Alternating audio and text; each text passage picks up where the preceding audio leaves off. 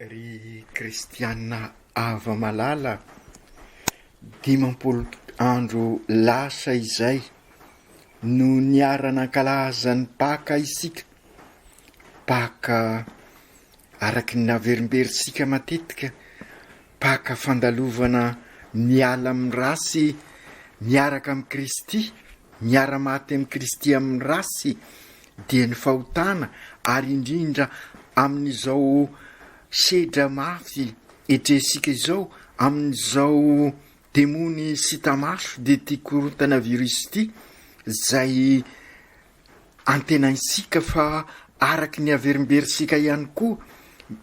i Jesoa sy hoe nilevina tao am-pasana izy fa nandevina ny rasy, ka raha miara-maty amin'ny Kristy amin'ny fahotana tokoa ary sika de miara-misangana aminy mandresy an'izay rasy izay, ka miditra amin'ny fiainam-baovao mahazanak'Andriamanitra sika, ary dia namakivaky an'izay 10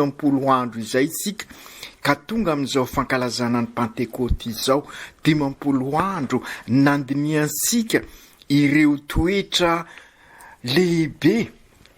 sara ananasika mba hahatonga sika ho kristianina, zany hoe mpiaradia amin'ny Kristy, mpanaradia any Kristy, ho Kristy mpiarabelona. Pentecote koa manko midika 10 andro taorian'ny sanganan'ny Kristy tamin'ny maty, ka nidina ny fanahy masina tamin'ireo apôstôly, zay navozo tokoa, natahotra ka nihiboka ny zanona tao amin'ny senakla, arak'izay efa nilazaisika tamin'ny taona lasa io, ary indrisy mbola verisika fa sy izao vo nisy zany fihoboina izany, fa efa nisy eo amin'ny tantaran'ny Eglizy, satria sy midika zavatra rasy ny fihoboina fa ny confinement zany, fa manambara mihiboka ka mahazo fahateram-baovao. Lay fihoboina dia manambara fa iroso amin'ny tena fiainana, ka manatena ary sika ary matoky tahaka napisy an'izay confinement.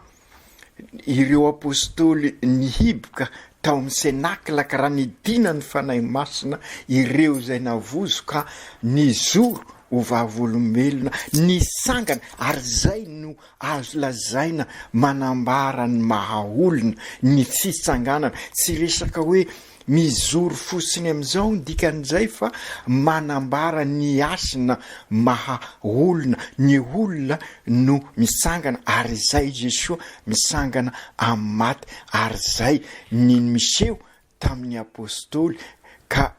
velona koa nanomboka teo ny Eglizy. Niseho tamin'izy ireo matetika i Jesoa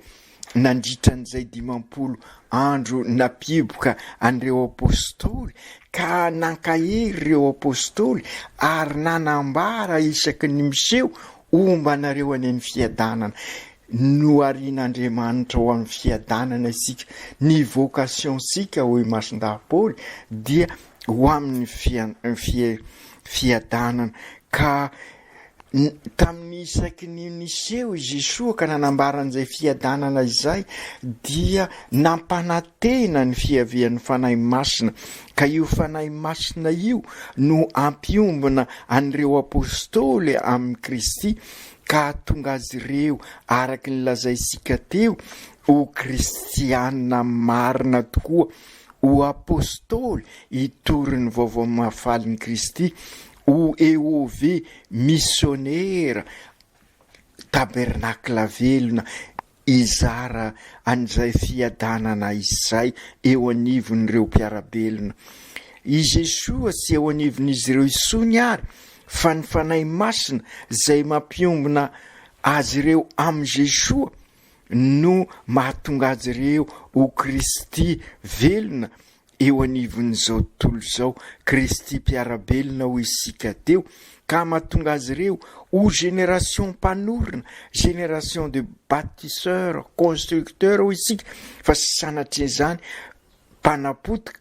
mpanorona eglizy tranoben'Andriamanitra, ilay eglizy olona velona manorona an'izay tranoben'Andriamanitra izay fantatra sika fa tady ho potika sy ho korontana noho izao zavatra miseho eo amintsika izao. Ny fidinan'ny fanahy masina izany no mitondra an'ireo apôstôly amin'ny nouveau départ. Ireo izay navozo dia nasainy izoro ho vavolombelona, vokatry ny fivampenitra mahery vaika teo amin'ny fiainan'izy ireo ka zary vavolombelona izy ireo. Ka izay koa maniry isika mba ho Pentecote vaovao ho ansika tokoa ary izao Pentecote 2024 izao. Mafy zao fisedrasika zao, efa 2 taona mahery sika zay anatin'izao fihoboina izao, ka enganie mba ilay afo nandoro ny rasy rehetra tao amin'ireo apôstôly nivavaka tao amin'ny Segnakla, andoro ihany koa ity korontana virus ity, ka ho may tanteraka izy ho rendrika ka amin'izay mba fiadanana tokoa no ho eo anivosika amin'izao Pentecote 2024 izao. Toiza sikary ry kristianina havana amin'izao volana May, volana anazasika ny Masin'ny Maria, ny fiarahasika mivavaka amin'ny Masin'ny Maria, satria matoky isika fa lay renisika sy amelasika amin'izao tahaka ny sy namelany an'ireo apôstôly ho irery ka nitondra azy ireo teo amin'ny varavaran'ny Pentecote, ka isika koa ny ihiditra amin'ny varavaran'ny Pentecote, ka lay eglizy nakatona ivoa midanadana ka afahasika midera sy mankalaza an'Andriamanitra tahaka an'ireo apôstôly tamin'ny Pentecote voalohany, enosika amin'ny vakiteny amin'ny asan'ny apôstôly. Fantatra sika koa fa ankoatran'ilay afo mandoro ny rasy sy izay manimba, dia ao koa lay afo mampiombona ao amin'ny fanahy masina, ka io afo mampiombona io ampiombona sika koa tahaka ny nampiombonany an'ireo apôstôly, enosika amin'ny asan'ny apôstôly, mbola iverena sika ka hatonga sika tokoa ho fianakaviam-ben'Andriamanitra, ho fianakavian-Janahary, ka hatonga sika ho raika isika ziaby, ho frately tuty, hoy ny filaza sika azy araky ny encyclique-ny Papa vao nivoaka teo. Maniry tokoa ary sika fa izao fankalazana ny Pentecote izao dia hitondra sika amin'ny Pentecote vaovao, hanampy sika iombona bebe koa olo raika, ahafahasika miatrika n'izao fahavalo zay tsy hita maso izao, ka tonga sika ho tena EOV tokoa, ho EOV missionnaire vita batemy, ka iraina zary tabernacle velona manorona eglizy tranoben'Andriamanitra. Niara-ny vavaka ireo apôstôly, niandry ny nidinan'ny fanahy masina, niaraka tamin'ny Masin'ny Maria araky ny lazaitsika teo, nihiboka izy ireo niaraka tamin'ny vehivavy sasany, ka enosika sara amin'ny vakiteny voalohany fa izy ireo dia navozo talohan'ny nidinan'Andriamanitra ny fanahy masina, fa rehefa nidinan'ny fanahy masina izy ireo dia nahazo hery ary nazava tamin'izy ireo ny zavatra rehetra, ary zay koa no irisika hitranga iseho amintsika, ka azava amintsika ny ireo sy ambaratelo ny finoansika zay alalintsika amin'izao fotoana izao, ary ho fantatra sika fa i Kristy tokoa no lalana sy fahamarinana ary fiainana, ary ao aminy sy miaraka aminy ary amin'ny alalany no ahafahasika manorina ny fiainana tena izy. Izay no mety misy fahadisoana amintsika satria varim-bariana isika ka adinosika ny tena fototra ny finoana. Io no afatra na averimberin'ny papa amintsika sy Jesosy ny matory fa isika no mampatory ny finoana ka very lalana isika sy fantatra sika ny fahamarinana ary sy ao anatin'ny fiainana tena izy sika satria sy ao amin'ny Kristy sy miaraka amin'ny Kristy ary sy amin'ny alalan'ny Kristy no anarenasika ny fiainasika ka korotandava ny fiainasika say ty korotana virus ty ka raha tisika ho Pentecote vaovao ho départ vaovao ary ny fiainasika de oka ao amin'ny Kristy amin'ny alalan'ny Kristy ary ao amin'ny Kristy no anorenasika ny fiainasika ka amin'izay hitasika mazava ny lalana satria izy no lalana ary fantatra sika ny marina satria izy ny fahamarinana ary ahisika ny fiainana tena izy satria izy no fiainasika. Izay no ambaran'izao Pentecote izao fankalazana ny fahaterahan'ny Eglizy ka mba ho fahateram-baovao ho asika tokoa an'izao Pentecote 2024 izao ka fantariko anefa fa ny fahaterana sy mikombona ary io no fahadisoan'ny Nikodema raha nandinika azy sika tamin'izao paka izao iverinao akibony ny renindray ve isika no sanatria ny fahateram-baovao manambara fiainam-baovao ary manambara iraka ka maniraka sika zao Pentecote izao mba ahafahasika anambaran'izany vaovao mahafaly zany ka ahatonga sika hifampisimbona hifanasoa ary kasaka ny soa iombonana amin'ny fanorenana an'izay fianakaviam-be n'Andriamanitra izany. Ka izay indrindra ry kristianina havana de ary hodinisika ny asan'ny fanahy masina eo amin'sika ka hatonga sika tokoa ho iraka ho ve Eglizy olona velona missionnaire tabernacle velona noho ny fanahy masina dia olom-baovao isika zay le changement radical de comportement ka miova ny fifandraisasika lay fifandraisana telo manidrafitra ny maha olona sika naverimberisika izany sy inona io fifandraisana telo io zay indrisy potika ankehitriny mikorontana noho nyty korontana virus ty de sy inona izany fa ny fifandraisana amin'ny zavaboary ny fifandraisasika samy olombelona ary ny fifandraisasika amin'ny Andriamanitra ka ny fanahy masina no manova ny fosika ka ivelona indray isika araky ny vocation sika araky ny naharen'Andriamanitra sika hatramin'ny voalohany hitasika ao amin'ny boky ny Genèse ka amin'izay lay fifandraisana amin'ny zavaboary dia fifandraisana manambara fifampisimbinana manambara sy fanjakazakana fa manjaka zany hoe miaro sy miambina mikolikoly an'ilay zavaboary ka hatonga ny zavaboary anana fifandraisana milamina sy mirindra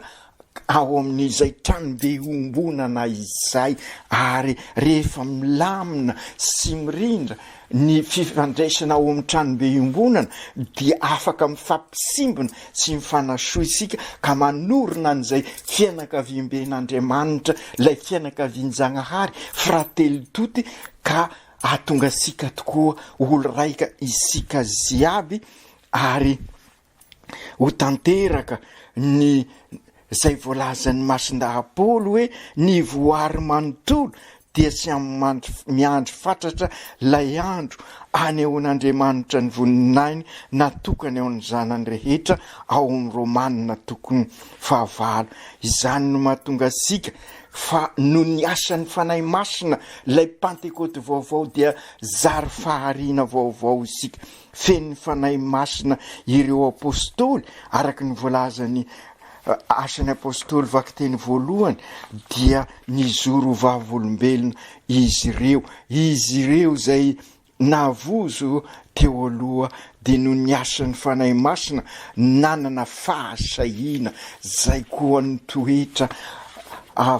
aseho ny asan'ny fanahy masina manana fahasahina ka na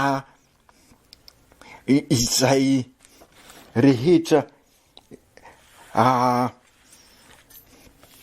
contrairan'izay zay everin'ny sasany hoe normal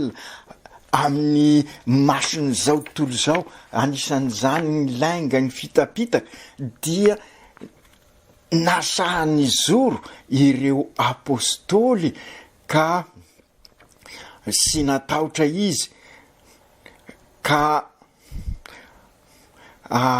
nanambara any Kristy anatin'ny fahamarinana. Ka nizay ihany koa aoka isika ary anana an'izay fahasahina izay, aoka sy izay ataon'olona normal araky ny masony zao tontolo zao no everisika normal de izay mifanaraka amin'ny sitrak'Andriamanitra araky ny nampianarin'Andriamanitra sika, araky ny naharian'Andriamanitra sika ao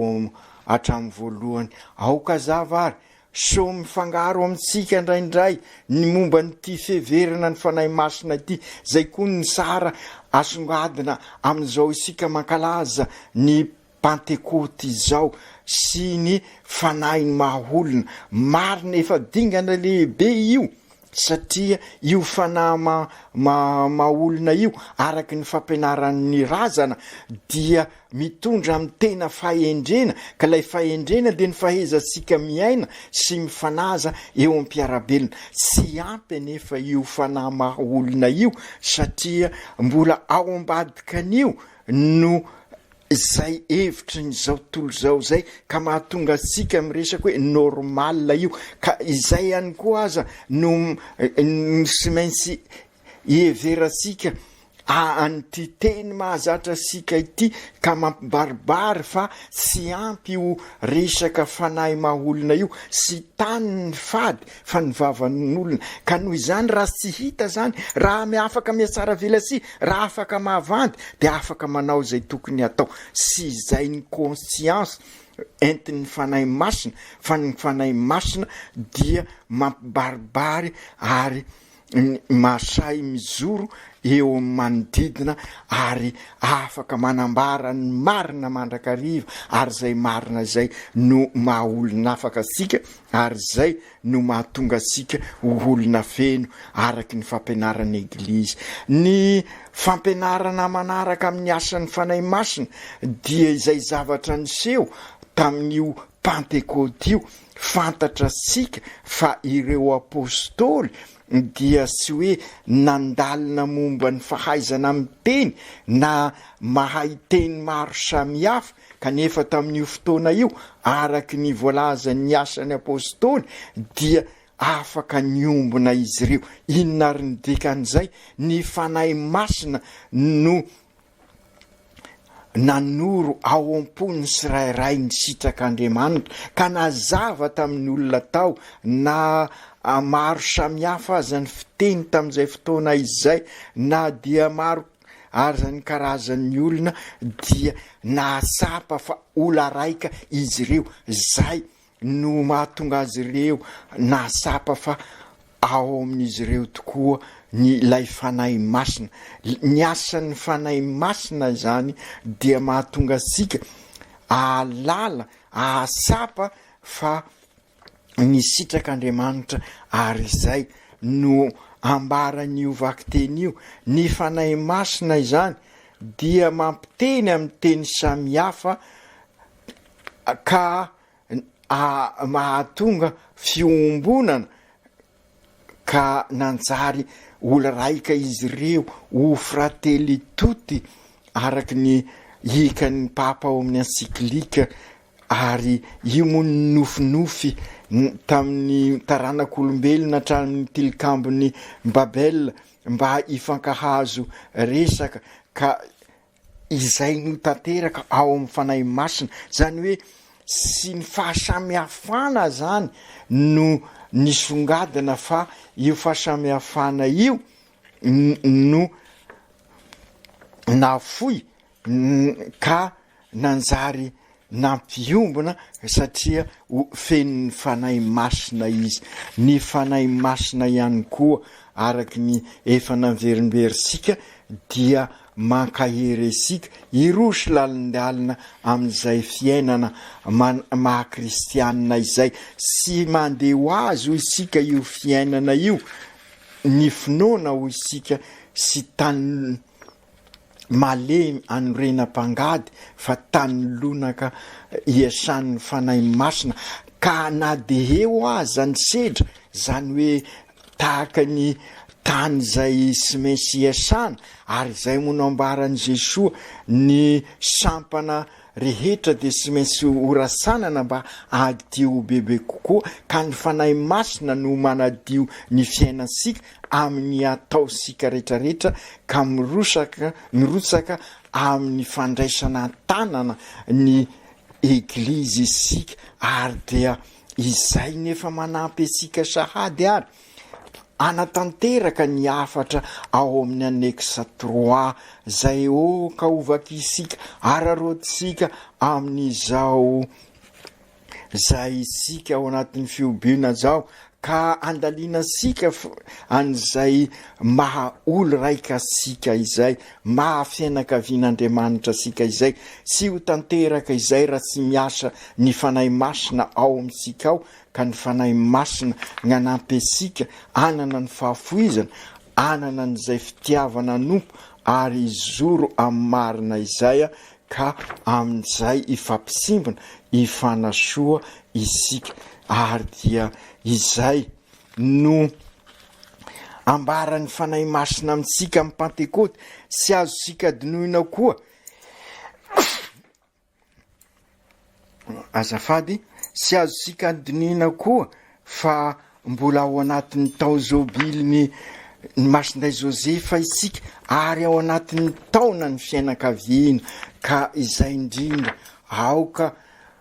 asapa isika fa indrindra ho an'ny fianakaviana eglizy kely mba ametraka tokoa an'izay fahafoizana